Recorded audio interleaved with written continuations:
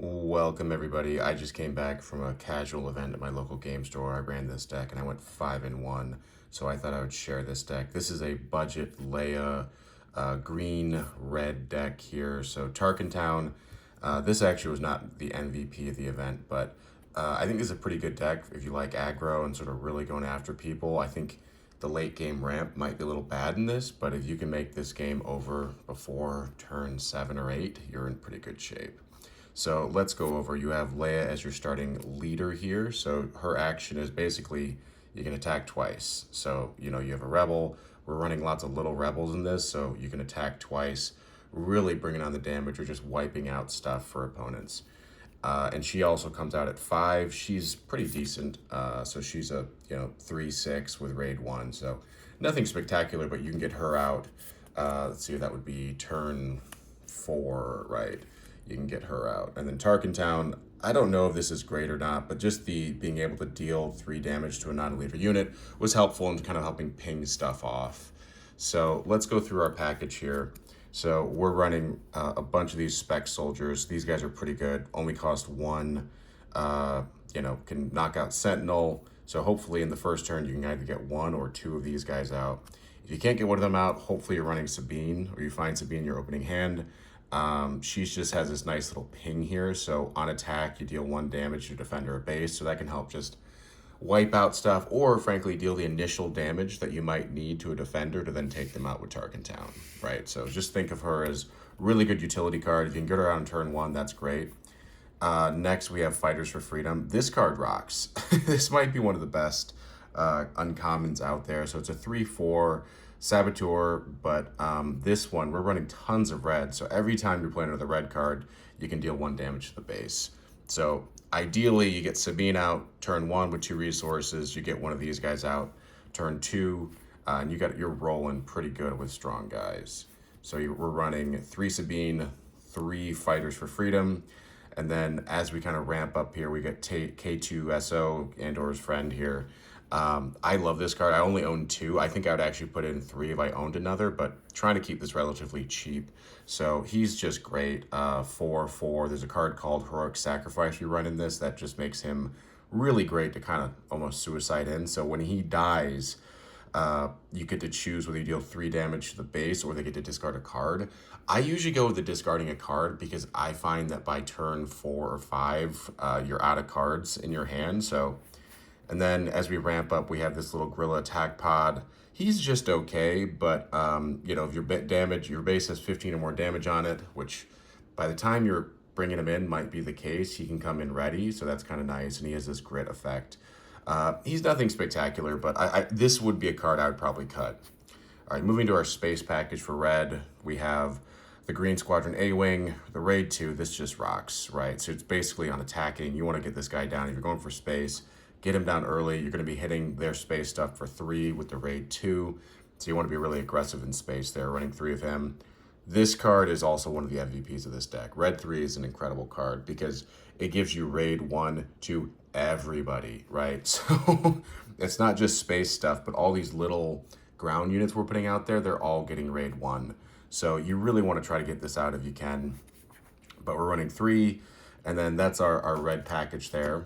Moving into the green side, this card is probably one of the ones I would consider pitching, if I want to upgrade the deck a little bit. But Alliance Dispatcher, just cheap and can help make stuff a little more available from your hand. Moving into a little bit higher stuff, Battlefield Marine, 2 cost, a 3/3. This is just incredible value, right? For 2 costs, you're getting a 3/3 out. And then I also love the Echo-based Defender. If you're worried about them kind of coming after you on the ground, this guy is a Sentinel. He costs 3, 4/3. He's quite robust there. So pretty good. We're running 3 of him. And moving on, this is also a card I'd consider cutting. I'm running 2 Akbar. He's okay, but the big thing that's nice with him is we're going to be putting a bunch of little units down, and he has this when played, deal damage to a unit equal to the number of units you control in your arena. So when I was playing this, I had like 5 little guys down in the ground arena, and Akbar came in and basically just dealt it 5 damage to a unit and killed Vader with this effect right here for cost 3. Restore 1's kind of nice, but I just found that to be kind of a nice little damage effect. So that's our ground package for, and forgive my terminology here, I refuse to learn that the color names and stuff. I just think of ground space. Bright Hope, this might be one of the better cheap, not but relatively cheap uncommons. 4, so he's a Sentinel, 2/6, so really big. But and then this is nice. The when played, you may return a friendly non-ground unit to its owner hand.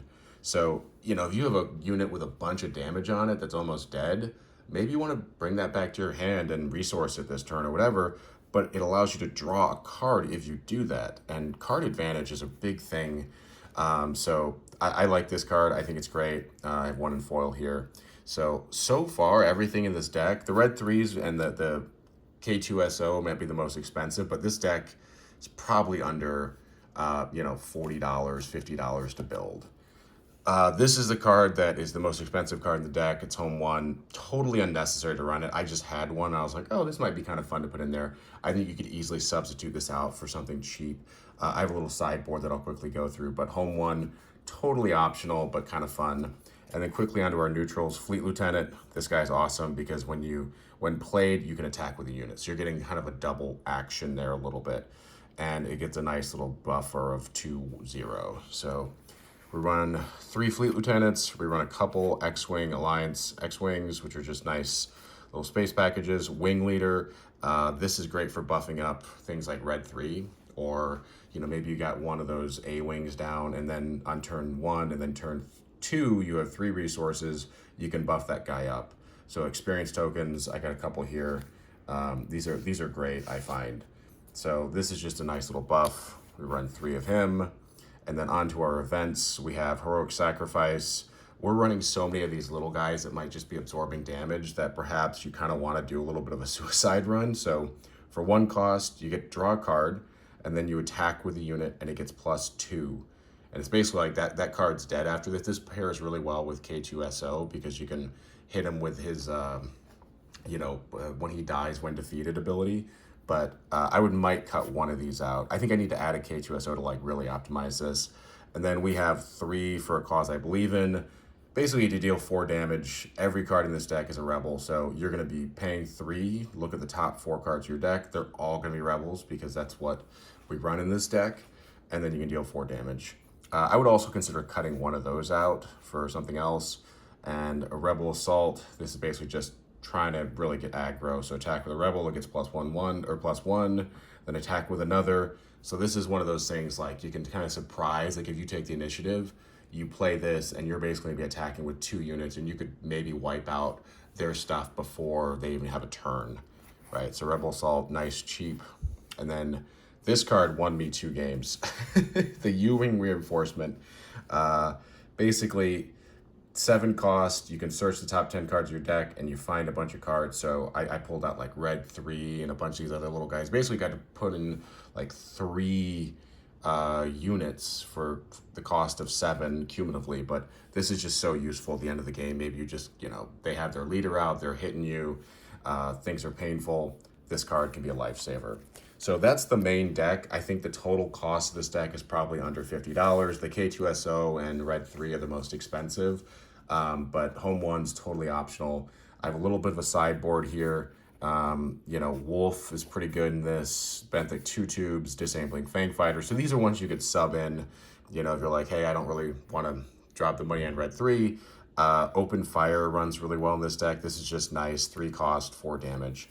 So just some deck ideas. I'm sure this deck is floating out there as well. This is lots of people have been doing this. This is not an original idea. I saw some lists and made some modifications and did some stuff of my own, but hopefully this is useful for folks. And let me know if you prefer for me to do this in a digital format. I thought it was just fun to actually show off the cards. And like I said, this performed pretty well at a tournament. So pleased with that, but thanks for hanging out, everybody. Let me know if you want some more deck videos as I come up with them. I'm trying to use the cards that I opened in the previous video, so this is actually the fun part. So thanks for hanging out, and we'll catch everybody next time.